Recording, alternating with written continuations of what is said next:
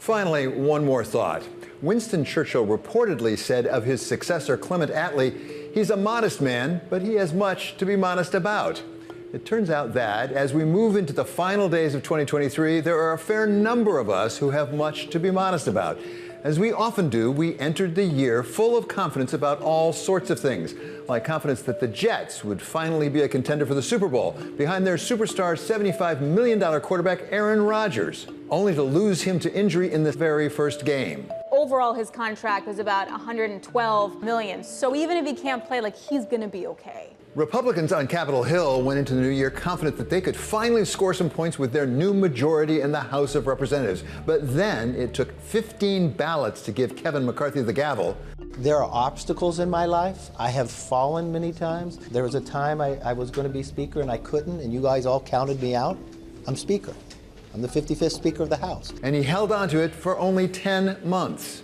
The office of Speaker of the House of the United States House of Representatives is hereby declared vacant.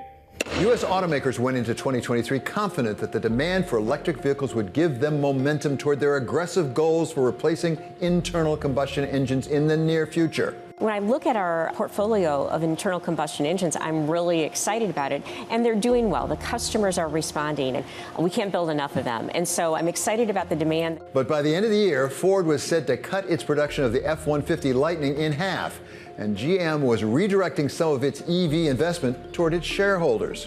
We never thought that the EV adoption would necessarily be a straight line. We've seen this in other markets. We're seeing it now in the U.S. But I think the thing that everybody has to remember, if the growth is slowing, it is still growing. On the economic front, China entered the new year by lifting its COVID lockdown, which was widely expected to give its economy a jump start.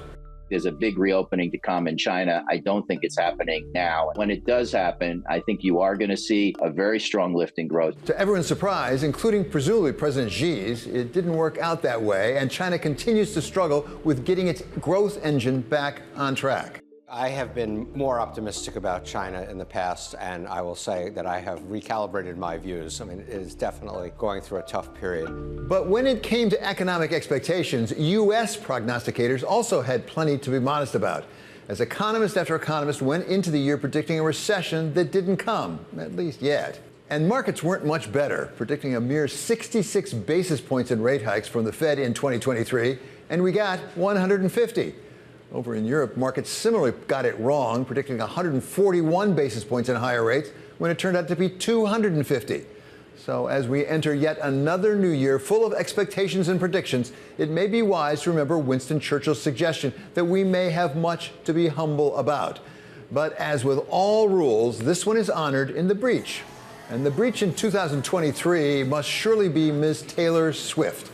Whatever else happened this year, whatever disappointments the rest of us may have had, Taylor Swift had absolutely nothing to be humble about. What she has accomplished with her tour is unprecedented. Never before have we ever seen an artist put multiple stadium shows on sale in the same city and blow them all out. She did so well that Blackstone actually imitated her for their holiday video this year.